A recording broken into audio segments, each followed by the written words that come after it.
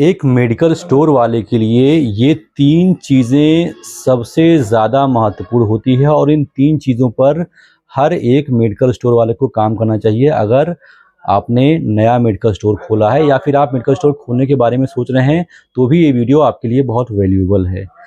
सबसे पहली चीज़, customer visit. आपने मेडिकल स्टोर खोला है तो आपके दुकान पर कस्टमर विज़िट करना शुरू करें। ये सबसे पहला चरण होता है आपके मेडिकल स्टोर चलने का। कस्टमर के कदम आपके मेडिकल स्टोर पर पड़ने लगें तो समझ जाइए कि आपने पहला स्टेप अभी आपने इस सफ़र में शुरू कर दिया है। जब आपने मेडिकल स्टोर खोला है, अभी आपको कोई नहीं जानता है। कुछ समय बीतेगा, आप एडवर्टाइज़मेंट करोगे और थोड़ा-सा प्रचार-प्रसार आपको आप और बढ़ाओगे, थोड़ा समय बीतेगा, आस-पास के लोग आपको जानेंगे, आपकी दुकान पर दवा लेने के लिए आएँगे। तो जब कस्टमर के कदम पड़ने आपकी दुकान पर शुरू हो जाएँगे, तो वो सबसे पहला स्टेप होता है। तो मतलब अगर आप मेडिकल स्टोर खोल रहे हैं, तो कोशिश कीजिए कि कस्टमर आपकी दुकान पर आना शुरू करें। उसके लिए आपको कुछ चीज़ें करनी पड़ेंगी। जैसे आपको मौखिक प्रचार करना पड़ेगा, लोगों से मुँह से बोल के बताना पड़ेगा और आप सोशल मीडिया के माध्यम से भी इसका एडवर्टाइज़मेंट कर सकते हैं। चाहे वो प्लेटफ़ॉर्म इंस्टाग्राम हो या फिर फ़ेसबुक हो, आप अपने हिसाब से चुन सकते हैं। आपको आजकल सोशल मीडिया और मौखिक तरीके से अपने मेडिकल स्टोर का प्रचार-प्रसार करना होगा, तभी आपके कस्टमर के कदम आपके दुकान पर पड़ना शुरू होंगे। दूसरा और बहुत इम्पोर्टेंट है, कस्टमर आपकी दुकान पर आ गए हैं, तो आपकी दुकान पर मेडिसिन की अवेलेबिलिटी होनी चाहिए। कस्टमर आपकी दुकान पर पहुँचा और उसने कहा कि भैया हमको ग्लूकॉन-डी दे दीजिए। अरे यार! ग्लूकॉन-डी तो नहीं मँगाए हैं भैया, ऐसा कीजिए शाम को मँगा देंगे या कल मँगा देंगे या परसों मँगा देंगे।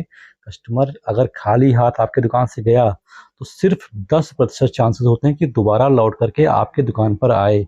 तो माल की उपलब्धता, दवाओं की उपलब्धता, आपका रेंज है, जिस पर आपको काम करने की आवश्यकता है। धीमे-धीमे, धीमे-धीमे करके आप अपने रेंज को बढ़ाएँ। पहले तो आप सर्वे करें, रिसर्च करें और रिसर्च बहुत सीरियस होकर, बहुत सिंसियर होके आपको करना है कि आपके एरिया में कौन-सी दवा की डिमांड ज़्यादा है। आप उसको रिसर्च करें और धीमे-धीमे करके माल को मँगाना शुरू कर दें। आपके पास कस्टमर आए तो आप कोशिश करें कि कस्टमर खाली हाथ ना जाए। जो दवा वो माँगे, वो दवा आप उसको दे सको। तो मतलब रेंज पर काम। और तीसरा, कस्टमर रेपुटेशन।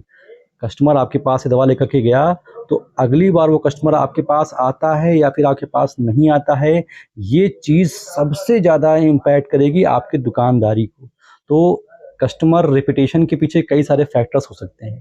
सबसे पहला फैक्टर्स आपकी खुद की पर्सनैलिटी, आपका खुद का व्यक्तित्व, आपका व्यवहार कैसा है, आपका बोलचाल कैसा है, आपका व्यक्तित्व कैसा है, 80% तो इसी पे डिपेंड करता है कस्टमर आपकी दुकान पर आएगा या कि नहीं आएगा।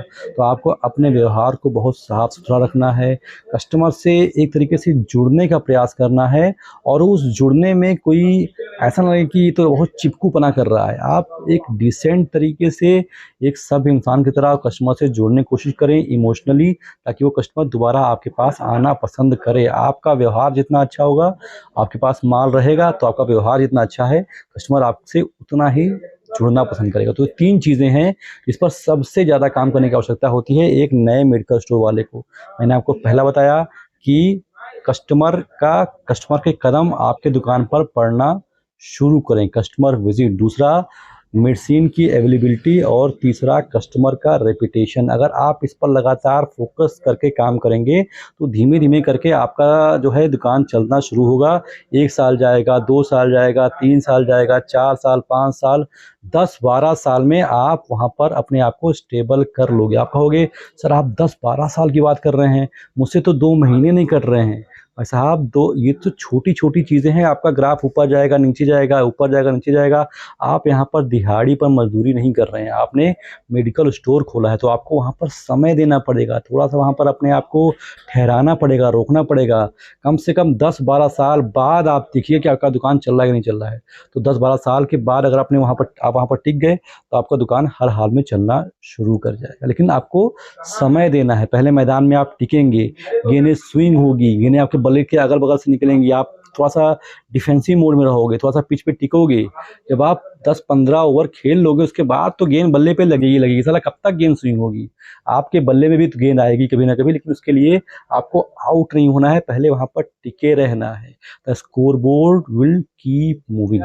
इसके अलावा आपको एक चीज़ और बतानी है कि अगर आप एक मेडिकल स्टोर खोलने वाले हैं, प्लानिंग कर रहे हैं, लेकिन आपको कोई आइडिया नहीं कि मेडिकल स्टोर कैसे खोलते हैं, तो ऐसे लोगों के लिए मैंने एक कोर्स लॉन्च किया है। इसका नाम है शिवनीता मेडिकल स्टोर कोर्स। ये कोर्स आपकी मेडिकल स्टोर खोलने में बहुत ज़्यादा हेल्प करेगा और इस कोर्स का दाम मैंने मात्र 50 रुपये रखा है।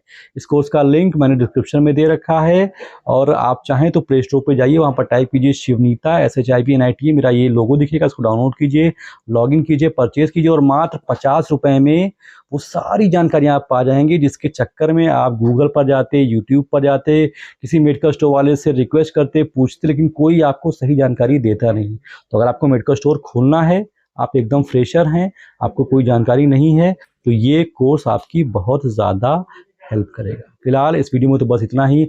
आशा करता हूँ कि वीडियो आपको अच्छी लगी हो, अच्छी उसको लाइक कर दीजिए। ऐसी वीडियोस आप और देखना चाहते हैं तो चैनल को सब्सक्राइब कर दीजिए। फिलहाल अभी तक मेरे साथ आपके कीमती समय को बिताने के लिए आपका तहे दिल से बहुत बहुत शुक्रिया।